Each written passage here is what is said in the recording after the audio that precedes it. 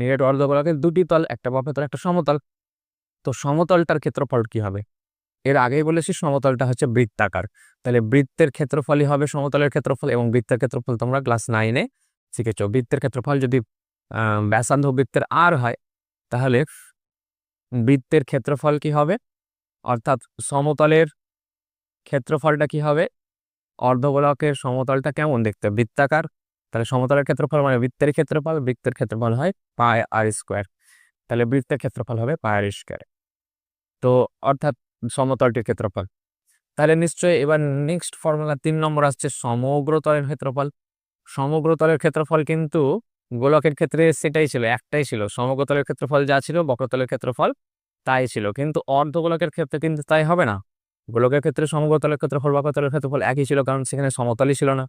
বক্রতলের ক্ষেত্রফলটা সমগ্র তলের ক্ষেত্রফল, কিন্তু এখানে সমগ্র তলের ক্ষেত্রফল বলতে বোঝাবে বক্রতলের ক্ষেত্রফল তার সাথে যোগ হবে সমতলের ক্ষেত্রফল, মানে 2πr² তার সাথে যোগ পাই আর স্কোয়ার।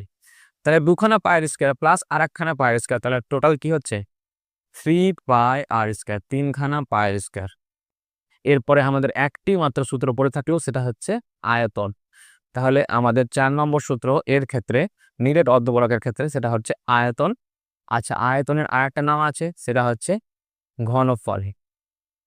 তাহলে নিরেট অর্ধগোলকের আয়তন বা ঘনফল কি হবে? এর আগে গোলকের আয়তন আমরা জেনেছিলাম 4/3 পাই আর কিউ, যেখানে আর হচ্ছে গোলকের ব্যাসার্ধ।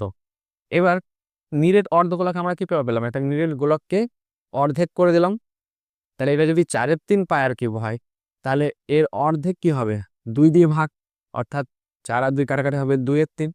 তাহলে নিরেট অর্ধগোলকের আয়তন হবে 2/3 পাই আর কিউব। তাহলে আমাদের নিরেট অর্ধগোলক সম্পর্কে যেগুলো সাধারণ ধারণা সেগুলো ক্লিয়ার হলো। প্রথম থেকে আমরা একবার রিভাইজ করে নিই ব্যাপারটা। আমরা নিরেট অর্ধগোলক পড়াশোনা করছি। নিরেট অর্ধগোলক কি? একটা নিরেট গোলককে অর্ধেক করা হলে সেটা হচ্ছে নিরেট অর্ধগোলক।